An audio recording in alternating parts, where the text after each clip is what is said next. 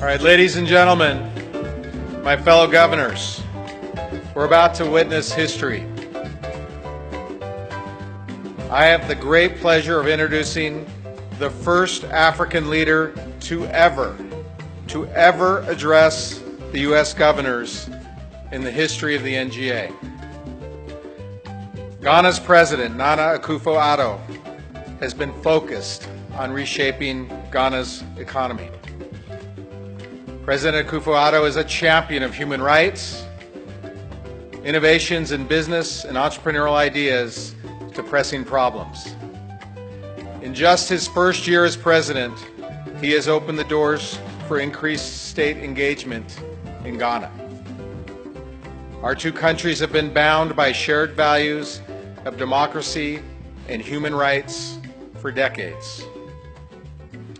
But there is an opportunity for the United States, and particularly these states, to grow this relationship further. This whole winter meeting has highlighted how governors in their states are leaders in innovation. With President Akufo-Addo's focus on developing Ghana's infrastructure, agriculture, and energy industry, states can play a role and leverage the innovations we have made in those sectors. I know I speak for all my fellow governors when I say we are excited to hear how we can work together to grow our economies. Please give a warm welcome to President Akufo-Addo.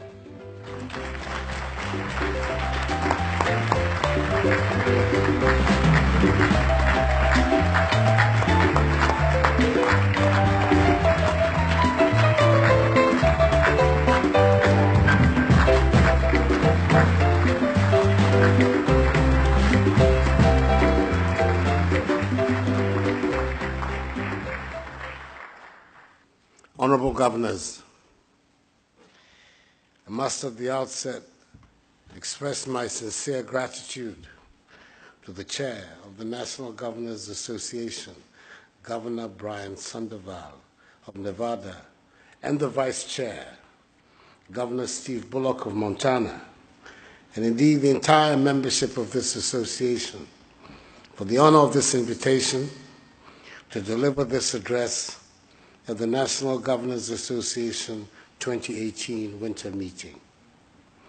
The Ghanaian people, the first in sub-Saharan Africa to free themselves from colonial rule some 61 years ago, and pace-setters today in the development of the principles of democratic accountability, respect for human rights, and the rule of law on the African continent, are truly appreciative and deeply humbled by your choice of their leader and principal servant to be given the opportunity to address this important annual meeting, which groups together all 50 governors, Republican and Democrat, of the states of this great federation, the United States of America.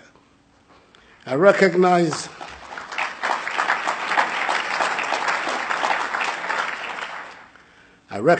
the significance of the moment as being the first leader from the continent to speak at this meeting. I hope that my country, Ghana, and indeed the African continent, will not be judged by any deficiencies of mine. Those are purely personal to me and not at all representative. Let me also express the gratitude of all freedom-loving peoples of the world to the men and women of this great country, the United States of America, the land of the free and the home of the brave. In the 20th century, the United States was largely responsible for seeing to it that the threats to freedom posed by totalitarian ideas such as Nazism, fascism, and communism were defeated. With the rapid spread of democratic values around the world consequent upon that, America's responsibility in this 21st century is to remain the shining city upon a hill, the force of whose ideas inspire greater chapters in man's development in freedom. The space for democratic engagement importantly in Africa, has certainly widened. In my country, we have decided to make a full fist of it. In the era of the Fourth Republic, we have experienced the longest uninterrupted period of stable constitutional governance in our history, banishing the specter of instability that disfigured the early years of our nation's existence. Indeed, on 7th January last, we celebrated its silver jubilee. Democracy, equality of opportunity, and respect for human rights, ideals which have stood the test of time, have now found firm anchor in our body politic. We have had 5 successive presidents in the Fourth Republic, with peaceful transfers of power from a governing to an opposition party on 3 separate occasions, the latest being in 2016, which brought me to office. Honorable Governors, my party, the New Patriotic Party, and I won the 2016 elections because the Ghanaian people were dissatisfied with their living conditions and the direction in which Ghana's economy, and indeed the country, was headed. They believed we were different and could put in place the requisite measures to improve their living conditions. My government's program of economic transformation is hinged on restructuring the institutions of our governance, modernizing our agriculture to enhance its productivity, a clear industrial policy, and rationalizing the financial sector so that it supports growth in agriculture and growth in manufacturing and industry. In my view, that is the way we can build a resilient economy and lead Ghana to a situation beyond aid. That is indeed our goal, a Ghana beyond aid, a Ghana capable of mobilizing its own material and human resources to build a strong economy, capable of generating prosperity for the mass of her people, a Ghana no longer dependent on handouts and charity. To this end, and over the past 13 months, the period of stay of my government in office, we have begun to work on the fundamentals of the economy because we believe that an improved macroeconomy is a basic requirement for stimulating the investments we need for the rapid expansion and growth of the Ghanaian economy and the generation of wealth and jobs. This has led to the growing strength of our economy, from a growth rate of 3.6% in 2016 to 7.9% in 2017. The stabilization of our currency, the cedi, reduction in inflation from 15.6% at the end of 2016 to its current level of 10.6%. A revival of Ghanaian industry from a growth rate of negative 0.5% in 2016 to 17.7% in 2017. Reduction in interest rates and the fiscal deficit from 9.3% to 5.6% of GDP, and the abolition of nuisance taxes with the aim of shifting the focus of the Ghanaian economy from an emphasis on taxation to an emphasis on production. We're also putting in place strong measures to increase revenue mobilization by plugging leaks and reforming the existing tax exemption regime.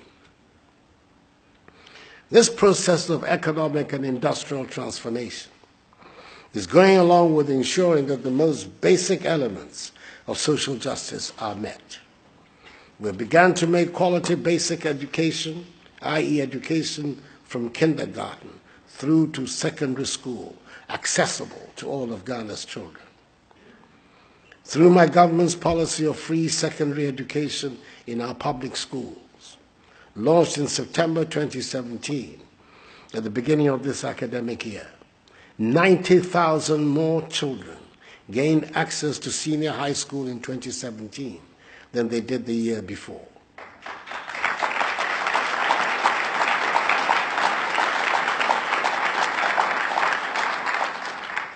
Equally, accessible health care to all our citizens through an efficient and financially self-sustaining national health insurance scheme is a crucial goal of my government. We do all of this to promote a culture of incentives and opportunity, to unleash the considerable ingenuity, creativity, and entrepreneurial talents of our people, especially of our youth. This is the surest path to national prosperity, bolstered by an enhancement of public accountability. Last Friday, before my departure for this visit, I appointed the first special prosecutor in our history, a known, respected anti-corruption crusader, whose task will be to deal exclusively with issues of corruption and hold public officials, past and present, accountable for their stewardship of our nation's public finances. A key challenge of our economy, like many other economies in Africa, is our infrastructural deficit. We're embarking on an aggressive public-private partnership program to attract investment in the development of both our road and railway infrastructure. We are hopeful that with solid private sector participation, we can develop a modern railway network with strong production center linkages and with the potential to connect us to our neighbors to the north, i.e. Burkina Faso, the west, i.e. Côte d'Ivoire, and to the east, i.e. Togo. Apart from prosecuting the agenda of building with the private sector at least one factory in each district of Ghana, the time has come for Ghana to develop strategic industries out of its abundant natural resources of bauxite and iron ore. We shall shortly establish an integrated bauxite aluminum development authority to assemble the relevant financial resources for the systematic exploitation and development of our bauxite deposits. By the same token, we've decided to exploit our substantial iron ore and manganese deposits situated in the western and northern regions of our country to build an integrated steel industry to serve the needs of our country and region. We're making systematic efforts to develop our new oil and gas industry, into which ExxonMobil has just appeared, signing on 18th January of this year a major offshore oil and gas exploration and production agreement with Ghana. We're determined also to establish the relevant petrochemical industry to take advantage of the growth of our oil and gas industry. There is a lot of opportunity for American capital, technology, and enterprise in Ghana and indeed in Africa, and we welcome companies from all your states to participate in the exceptional opportunities that exist in our country and on the continent. We appreciate the continuing support offered to our country and to the financing of our budgets by the American people and their government. Thus, towards the holding of the 2016 elections in Ghana, the election which brought me to office, the United States contributed some $7 million towards the holding of that election. We received $547 million from the Millennium Challenge Compact 1, negotiated by the Kufuor government with the Bush government when I was Ghana's foreign minister. It was satisfactorily completed. Under MCC Compact 2, negotiated by the successor Mills Obama governments, nearly $500 million is being invested in Ghana to improve power generation. Nonetheless, I believe the time has come for a new form of partnership between Ghana and the United States of America. We are not disclaiming aid, but we do want to discard a mindset of dependency. It is unhealthy, both for the giver and the receiver.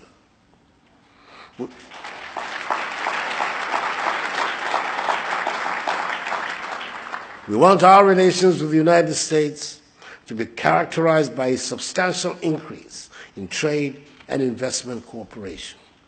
This is the way to develop healthy relations between our two countries and thereby strengthen our economies and raise the living standards of our two peoples. Honorable Governors, I urge you not to ignore our continent. Many people say that this is the Asian century, but I believe strongly that this can be Africa's century. Our growth in 2015 was second only to that of Asia. According to the World Bank, 6 of the world's 10 fastest growing economies this year are in Africa. We're rich in natural resources and in possession of nearly 30% of the Earth's remaining mineral resources. We have a vibrant young population, and those who still have important security challenges, we are more at peace than before, despite the distressing events in DR Congo, leading to the displacement of hundreds of thousands of innocent people. The African Union has to rise to the occasion and mobilize the global community to find a peaceful democratic outcome to the crisis in DR Congo.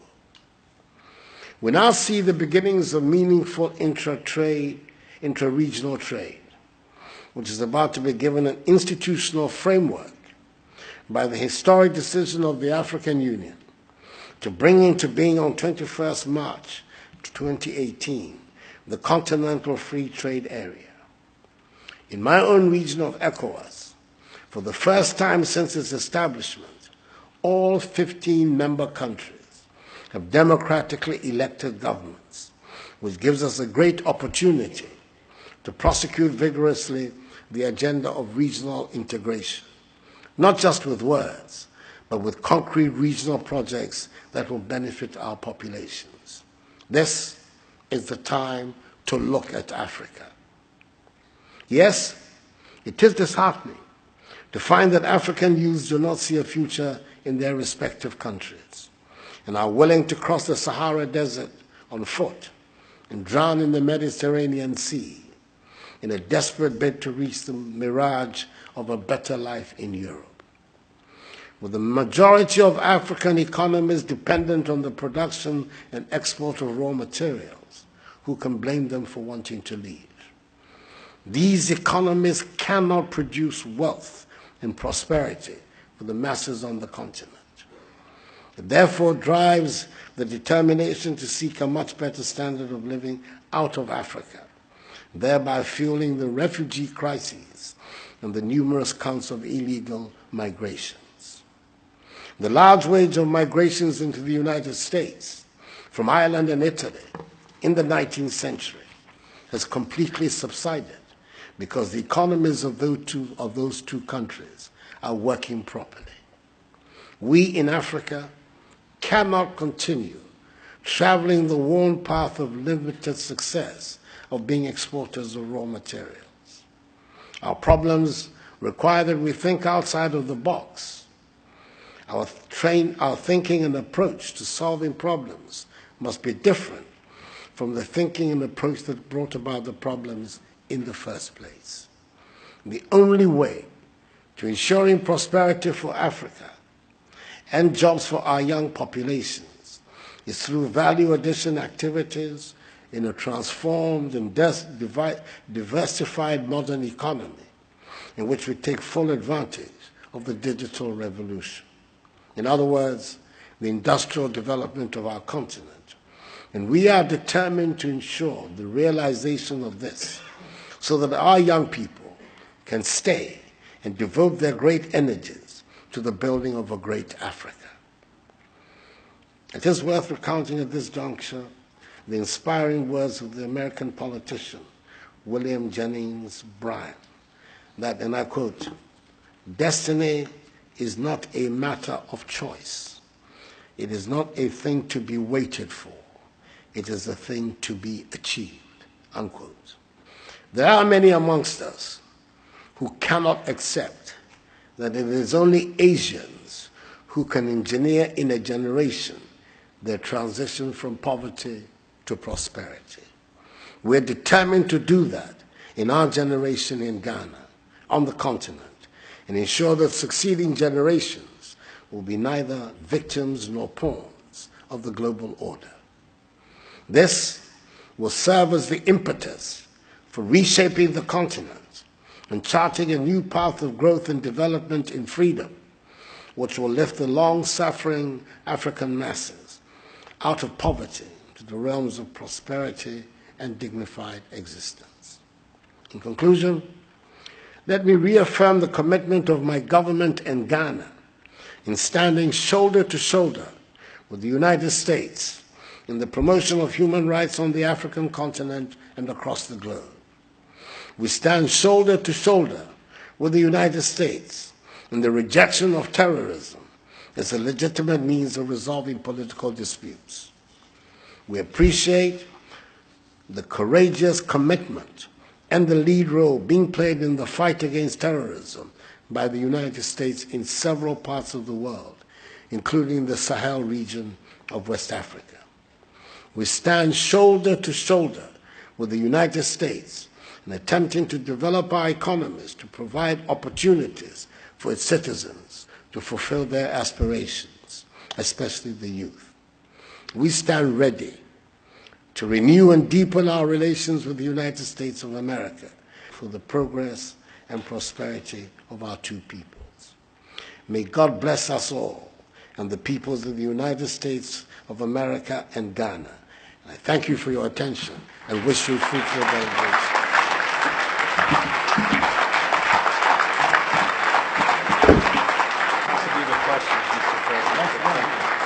That was very inspirational. Thank you for making history. Yes, please.